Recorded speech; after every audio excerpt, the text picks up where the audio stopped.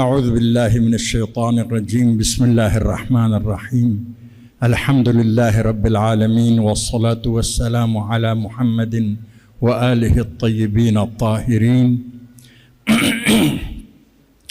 نقدم الشکر لإخواننا الذین تفضلوا علینا بمجیئهم وزیارتهم إلى پاکستان من العتبة المباركة العباسية. كما يقال بعد أن قطعت يد أبي الفضل أبدلهم الله تعالى بجناحين يطير بهما في الجنة. إن شاء الله هذين الجناحين يطير بهما البركة والرحمة وقضاء الحوائج من أبي الفضل العباس في هذه الدنيا أيضا، وهذا الوفد إن شاء الله سيكون شاهدا على ذلك. معذرت چاہتا ہوں، اس جمع میں بہت کم لوگ مجھ کو شاید جانتے ہیں، اور جو کم لوگ جانتے ہیں وہ گھبرا گئے ہوں گے کہ بھئی اذان ادھر ہی ہو جائے گی، لیکن مجھے کہا گیا ہے بہت مختصر گفتگو کرنی ہے. انسان کی سعادت کے لیے معرفت کی ضرورت ہے، علم کی ضرورت. ایسی ہستیوں کے معرفت جن کے پاس علم ہو آپ کو سعادت دارین کے علم دے سکے. دوسری چیز جس کی ضرورت ہے، ایسی ہستیوں کی حکومت ہو تاکہ ان تعلیمات کی روشنی میں انسانوں کی تربیت کرے.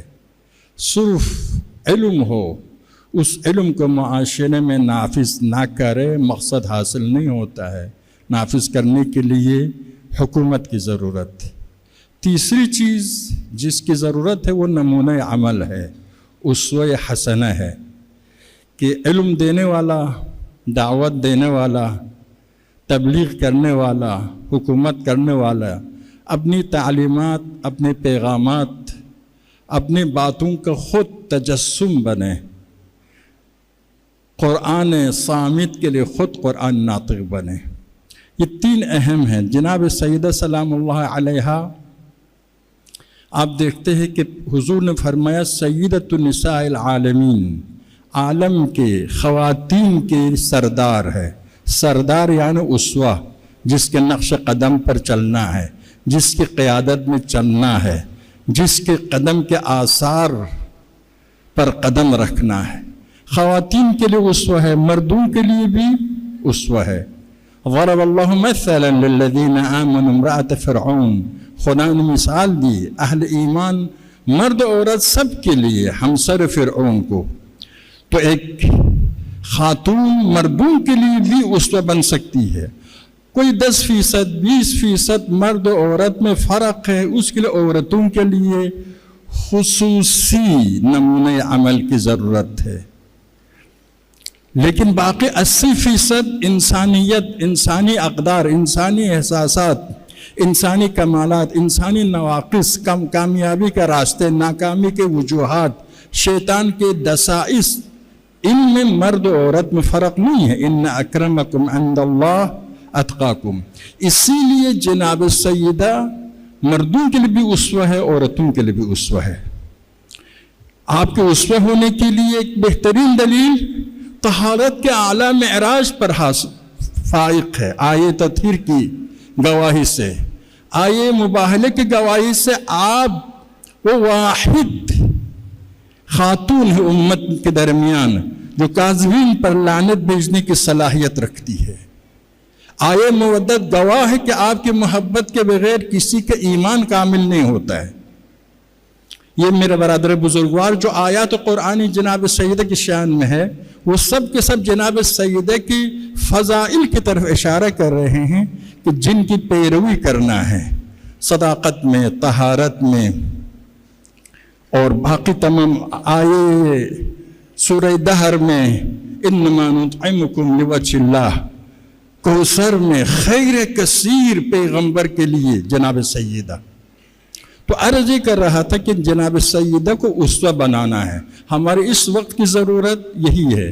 اس وقت خواتین کے ذریعے معاشرہ کو دشمنان اسلام خراب کر رہے ہیں، وہ بھی مغربی خواتین کو اسوہ بنا کر پیش کر رہے ہیں. ہماری ذمہ داری یہ ہے کہ جناب سیدہ کو، جناب زینب کو اسوہ بنا کر معاشرے میں پیش کرے. جناب سیدہ ہر کمال میں اسوہ ہے، بہترین مادر ہے، اس طرح سے بہترین مادر ہے، ام الائمہ ہے، ام النبی ہے. بیٹی ہونے کے باوجود اتنی خدمت کی. پیغمبر جو ما ینطق عن الہوا کے مالک فرماتے ہیں کہ یہ میری ماں ہے، ام ابیہا، بہترین زوجہ ہے. علی فرماتے وَإِنَّ افتقادی فاطمہ بعد احمد دلیل علی ان لا یدوم خلیل. جناب سیدہ کو پیغمبر کے ساتھ کھڑے کرتے ہیں. عظمت جناب سیدہ. اور علی جو جناب سیدہ کے فضائل بیان کرتے، یا رسول اللہ قل عن صفیتک صبری ورق عنہا تجلدی. علی صبر کے پہاڑ ہے، لیکن فاطمہ کی جدائی میں اس طرح سے کمزوری کا اظہار فرما رہے ہیں. اسوہ حسنہ ہے، بہترین ماں، بہترین بیٹی، بہترین مسلمان، بہترین مبارز. اور عورتیں، خواتین سمجھتی ہمارا آخری منزل شوہر کا گھر ہے، بچہ داری ہے. نہیں، جناب سیدہ فرماتی تم عورت بھی ہو، عورت کی ذمہ داریاں بھی ہے، ایک انسان ہونے کے ناطے سے، مسلمان ہونے کے ناطے سے بھی تمہاری ذمہ داریاں ہیں. ان اکرمکم عند اللہ اتقاکم. سب سے معزز، سب سے باتقویٰ، چاہے مرد ہو چاہے عورت ہو. یہ غلط چیز معاشرے میں ہے. گویا عورت کے مقصد تخلیق صرف شوہر کے گھر جانا، وہ ایک حصہ ہے، یقیناً ایک اہم حصہ ہے، لیکن شوہر کے گھر کو بھی اسی مقصد بے بندگی کے مطابق انتخاب کرتے ہیں. تو آپ دیکھیے، خدمت خلق کے لحاظ سے، مظلومین کی خدمت کے لحاظ سے جناب سیدہ اسوہ ہے. زہد کے لحاظ سے، سادہ زندگی کے لحاظ سے. ابھی دنیا کے خواتین خرچ کے لیے بلائے جان ہے.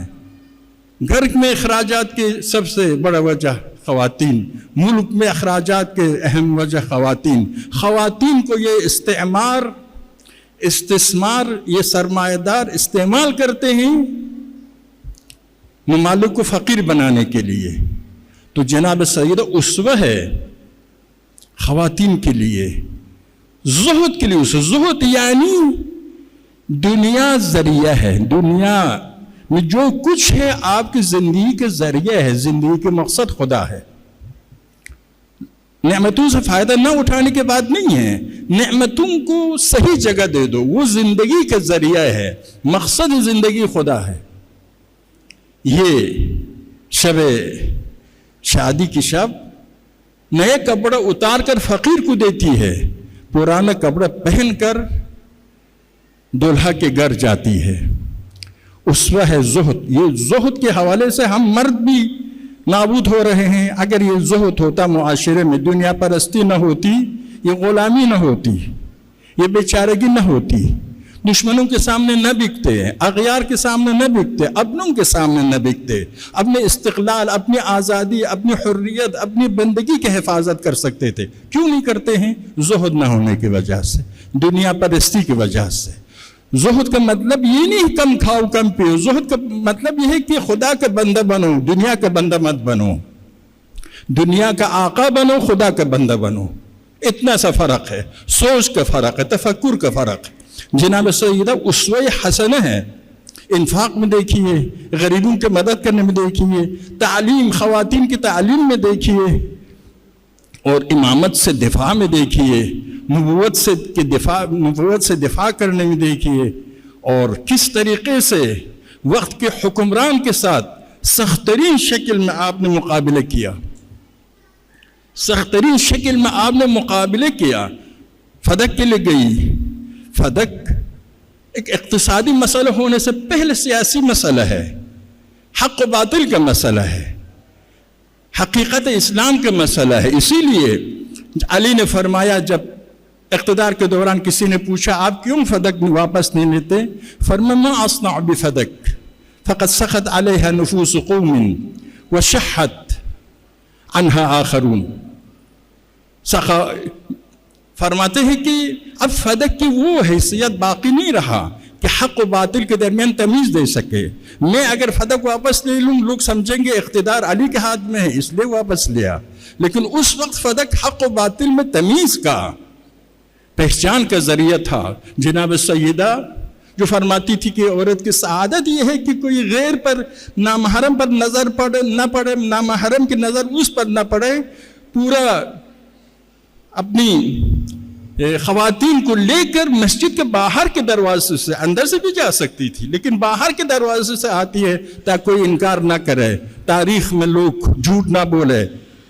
اب اس طریقے سے آپ نے دفاع کیا امامت سے، بائیکاٹ کیا، آخری لمحات تک بائیکاٹ کیا۔ جب علی نے اجازت دی فرمائی میں آپ کی زوجہ ہوں، البیت بیتک انا زوجتک والحرۃ زوجتک، اختیار آپ کے، آپ لا سکتے ہیں۔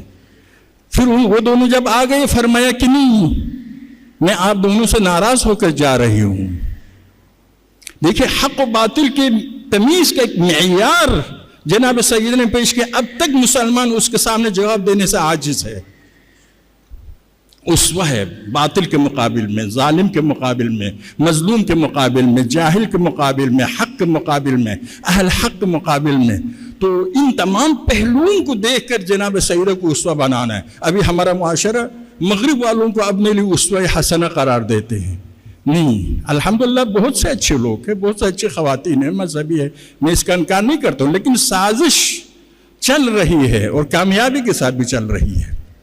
تو ان ایام کو ہم اس لیے مناتے ہیں، ایک ہدف یہی ہے کہ پاک ترین اسووں کو پیش کرے، ان کے مقابل میں ناپاک اسووں کو پیش کر کے حق و باطل کے درمیان تمیز دینے کی صلاحیت معاشرے کو دے۔ وقت کافی آیا، خدایا جناب فاطمہ آخری لمحات تک امامت کے دفاع، باطل کے خلاف مقابلہ کے لیے آپ نے اقدام کیا۔ فرمایا مجھے رات کے وقت غسل دے دو، کفن پہناؤ۔ اذا هدأت الاصوات ونامت العيون فلا يحضر على جنازتي من ظلموني علی، جب سارے آوازیں بند ہو جاتی ہے، سب سو جائیں گے، اس وقت رات کی تاریکی میں مجھے غسل دینا، کفن پہنانا، میرے جنازے پر ان لوگوں کو آنے کی اجازت نہ دینا جنہوں نے ظلم کیا۔ قیامت تک رہتی دنیا تک مسلمانوں کو پہچانوایا زہرا نے۔ زہرا کے فدق، زہرا کی سیرت ذوالفقار ہے، جناب زہرا ہے، حق و باطل کے درمیان تمیز دینے کے لیے۔ والحمدللہ رب العالمین۔